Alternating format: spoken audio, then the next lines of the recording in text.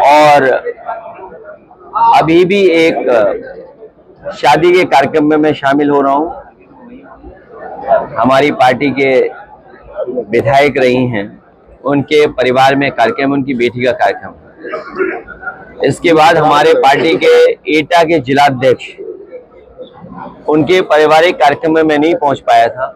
अलीगढ़ में उनका घर है, इसलिए मैं उनसे मिलकर के, परिवार के लोगों को मिलकर के आशीर्वाद देकर के जाऊंगा।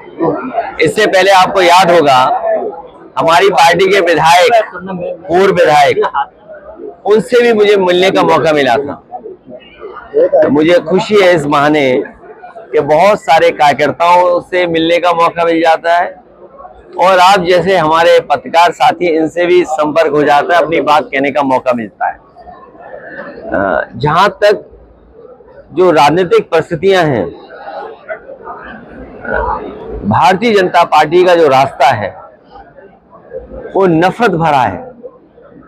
भारतीय जनता पार्टी है, और जब जब अपनी नाकामी उन्हें छिपानी होती है तो कोई ऐसा फैसला लेते हैं जिससे लोगों का ध्यान बढ़ जाए।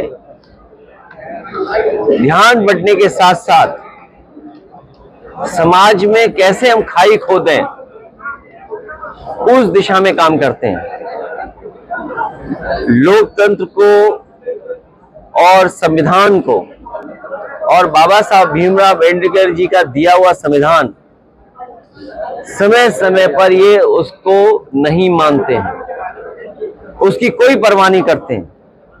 ये हमारा संविधान हमारी ढाल है, संविधान हमारा सम्मान है, संविधान हमें पहचान देता है, संविधान हमारा हक अधिकार हमें दिलाता है।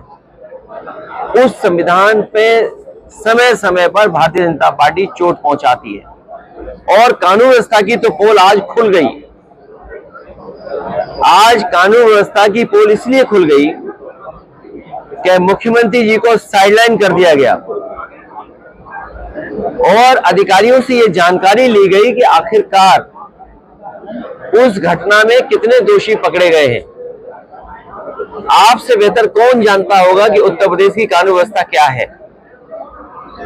जो आंकड़े उत्तर प्रदेश सरकार के बताते हैं, सबसे ज्यादा महिलाएं असुरक्षित हैं, बेटियां असुरक्षित हैं, अन्याय हो रहा है, भेदभाव हो रहा है, और पार्टी देख करके भेदभाव हो रहा है, जाति देख करके भेदभाव हो रहा है, और अपनी बात को मनवाने के लिए अगर झूठे भी मुकदमे लगाने पड़े तो वो मुकदमे झूठे लगाए जा रहे हैं, और विपक्ष को कैसे कमजोर किया जाए, कैसे दबाया जाए, लगातार सरकार कर रही है। और इधर तो हमने क्या देखा, अर्थव्यवस्था का खेल। जो लोग विश्व गुरु बनना चाहते थे, जो दुनिया को लीड करना चाहते थे, भारतीय जनता पार्टी जो जुमले समय समय पर बताती थी कि हम दुनिया की तीसरी और चौथी अर्थव्यवस्था बन गए, आज महंगाई कहां पहुंच गई है। महंगाई बढ़ती चली जा रही है, बेरोजगारी बढ़ती चली जा रही है, सरकारी नौकरियां नहीं है, किसान की आय दोगुनी होनी थी वो दोगुनी नहीं कर पा रहे हैं। और जो लोग कहते थे हम आलू खरीद लेंगे, किसान की पैदावार को सही कीमत दे देंगे, इन्होंने साठगांठ कर ली उद्योगपतियों से, बड़े बड़े कारोबारियों से साठगांठ कर करके हमारे किसान का गेहूं को जो कीमत मिलनी चाहिए वो भी ये उपलब्ध नहीं करा पा रहे। और क्या सीमा बांध रहे हैं, सीमा ये बांध रहे हैं कि इससे ज्यादा प्राइवेट के लोग भी नहीं खरीद सकते गेहूं। जो अगर कंपटीशन होता कहीं, जो बाजार का कंपटीशन है, इसीलिए तो ये काले कानून ला रहे थे, यही तो तर्क दे रहे थे कि बाजार का कंपटीशन होगा तो किसान को ज्यादा लाभ पहुंचेगा। लेकिन आज जब गेहूं की कीमत सही मिल सकती थी किसान को, ये पाबंदी लगा रहे हैं कि किसान को सही कीमत ना मिले गेहूं की। पीछे से बड़ी बड़ी कंपनियों को पूरा गेहूं खरीदवा दे रहे हैं, और अभी जो बारिश हुई है, जो आंधी तूफान आया है, जो नुकसान हुआ है, उसकी भरपाई सरकार करने के लिए तैयार नहीं है। इसलिए ये सरकार का जाना तय है। जहां हम लोग खड़े हैं, इससे बहुत दूर नहीं, हम और आप लोग तब भी मिले होंगे जब तोशिबा कंपनी का हरदवागंज में प्लांट लगवाया गया था, उसकी बिजली बनने लगी है, उत्पादन ज्यादा है, लेकिन बिजली की कीमत क्या है आज? बिजली की कीमत कितनी देनी पड़ रही है? न केवल शहरी लोगों को देनी पड़ रही है, बल्कि गांव के लोगों को भी दिक्कत का सामना करना पड़ रहा है। और ये जीएसटी का जो कानून लाए थे, ये बताते थे कि जीएसटी से हमारा व्यापार बढ़ेगा, लेकिन जीएसटी ने हमारे व्यापार को बर्बाद कर दिया, उलझा दिया। जो लाभ मिलना चाहिए था वो लाभ भी सरकार नहीं व्यापारियों को दे पा रही है। ये बात तो आपसे बेहतर कौन जानेगा। और हमारे चैनल भाई लोग हैं, जब से कोविड गया है तब से इनका भी वेतन किसी का नहीं बढ़ा। आपका प्रोग्राम चल रहा है, आओ गले मिले। सुमन को लेकर लगातार सियासत हो रही है, विरोध प्रदर्शन। आगरा में पुलिस ने बाकायदा डंडे खरीदे हैं, क्या कहेंगे आप? नहीं, रामजिया सुमन जी ने जो कुछ कहा, उसके बाद राज्यसभा के रिकॉर्ड से वो बात हटा दी गई।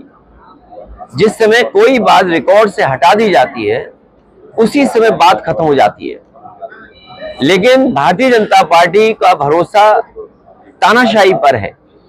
हिटलर ने कभी ट्रूपर्स बनाए थे, अपने पॉलिटिकल वर्कर्स को पुलिस की वर्दी पहना करके वो जो चाहता था वो हिटलर करवाता था। ये जो सेनाएं दिखाई दे रही हैं, ये मुख्यमंत्री जी के इशारे पर सेनाएं हैं, और ये जो कुछ हो रहा है ये सब कुछ सरकार के इशारे पर हो रहा है। और संविधान ही हमारी ढाल है। मैं तो इतना ही कहूंगा, क्योंकि आज प्रधानमंत्री जी बनारस में हैं और मुख्यमंत्री जी भी बनारस में हैं। अब मैं प्रोटोकॉल याद नहीं दिलाऊंगा, लेकिन मैं बस इतना ही कहना चाहूंगा, अगर गांव की बात हुई है, गले मिलो इसलिए क्योंकि हमारा जो समाज है, हमारा जो देश है, अलग अलग धर्म, अलग अलग जाति का है। हम जितना गले मिलेंगे, हम जितना एक दूसरे को समझेंगे, हम जितना एक दूसरे के त्योहार खुशियों के साथ मनाएंगे, उतना ही हमारा समाज, उतना ही हमारा देश तरक्की करेगा, उतना ही हमारे समाज में भाईचारा बढ़ेगा। और जो बात गोद लेने की या गांव में जाने की है, मैं केवल मुख्यमंत्री जी से ये कहूंगा कि जिसको गोद लिया जाता है उसे अनाथ नहीं छोड़ा जाता है। जिन सांसदों ने कभी गांव गोद लिए होंगे, उन्हें अनाथ कर दिया। इसलिए मैं भारतीय जनता पार्टी को कहना चाहूंगा, उनके लीडर्स को कहना चाहूंगा कि जो गांव गोद लिए जाते हैं उनको अनाथ नहीं छोड़ा जाता है। आप मानते हैं अभी भी शासन और सुशासन की उत्तर प्रदेश चल रहा है क्या? अध्यक्ष जी, सुरक्षा और सुशासन का जो मुद्दा था भाजपा सरकार का, क्या आप भी आज भी वो योगी सरकार की ताकत मानते हैं आप? मैं न मानूं। आप घटनाएं जो हो रही, आज सोचिए आप, आज प्रधानमंत्री जी सीधे मिले अधिकारियों से, ये सरकार की पोल खोलता है। ये जो घटनाएं बनारस में हुई हैं, केवल एक घटना बनारस में नहीं हुई। आप याद कीजिए, बीएचयू में एक बेटी जो पढ़ती थी, उसके साथ जो बलात्कार हुआ, उसमें जितने लोग निकले वो सब भारतीय जनता पार्टी के लोग थे। और कानून व्यवस्था की सवाल तो आपको बीजेपी से पूछना चाहिए। उनका एक विधायक कपड़े फाड़ करके भगवान श्री राम के दर्शन करने गया, और उसने जो कहा अधिकारी कमिश्नर के लिए, वो तो मैं कह भी नहीं सकता हूं। क्या दूध पिया हो तो, और यहाँ जितने पत्रकार हैं वो जानते होंगे कि ये दूध पियो वाला क्या नारा है, क्या गाली है, या किस तरीके से किसी को चैलेंज करने वाली बात है। उन्होंने अभी अपने हटे हुए कपड़े बदले नहीं हैं। तो कानून व्यवस्था तो समझ लो यही है। और जब प्रधानमंत्री सीधे जानना चाहते हो, तो सोचिए सरकार की क्या बची कानून व्यवस्था। और सच्चाई ये है, दिल्ली वालों को लखनऊ वाले धोखा दे रहे हैं। सर, एक अलीगढ़ को लेकर अलीगढ़ आउटसोर्स सर्विस करने जा रही है।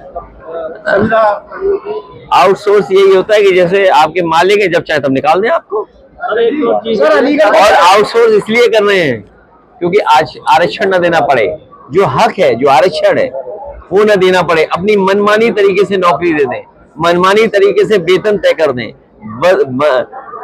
मनमानी तरीके से एक्सप्लॉइट कर दें। सर अलीगढ़ को लेकर लाल मेरा सवाल है।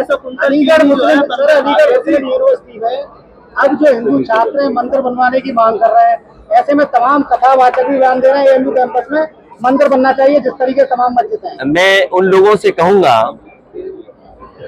अंग्रेजों के जमाने के जो 2 एक्ट बने, एक BHU बनारस हिंदू यूनिवर्सिटी और एक अलीगढ़ मुस्लिम यूनिवर्सिटी, मैं उन बुद्धिजीवियों से कहूंगा कि दोनों एक्ट को पढ़ लें और उस समय क्या भावना थी दोनों एक्ट को पढ़ करके उनके समझ में आ जाएगा। क्योंकि आजकल अगर ये आज के माहौल में कुछ चीजों को देखेंगे तो उन्हें कुछ समझ में नहीं आएगा। आज अभी आप छात्रा से भी मिले थे, उन्हें की परीक्षाएं दे भाई, मुझे दुख है इस बात का, उस बेटी से मिला। आप में से कई लोगों ने खबर चलाई, कई चैनलों में खबर चली कि उसके पहनावे को लेकर के उसे परीक्षा नहीं लिख पा रही है बेचारी, सर्टिफिकेट नहीं मिल रहा है। इससे बड़ा अनकॉन्स्टिट्यूशनल काम क्या हो सकता है? तभी हमने कहा कि संविधान हमारी ढाल है और ये सरकार और सरकार के अधिकारी संविधान को नहीं मान सकते। इससे बड़ा उदाहरण क्या हो सकता है कि जो कानून, जो संविधान हमें व्यवस्था देता है, जिस संविधान की वजह से हमें हक सम्मान मिल रहा है, वो हमें अधिकारी दे ही नहीं रहे सम्मान। अगर उसका भविष्य अंधकार में जा रहा है तो उसके लिए भारतीय जनता पार्टी की सरकार दोषी है, यहाँ के अधिकारी दोषी हैं कि जिसकी वजह से उसका भविष्य अंधकार में जा रहा है। वक्फ बोर्ड के खिलाफ है हम लोग। जिस तरीके से वो बिल आया है उस बिल को हम लोग कभी स्वीकार नहीं कर सकते। भारतीय जनता पार्टी के बिल को हम कभी स्वीकार नहीं कर सकते।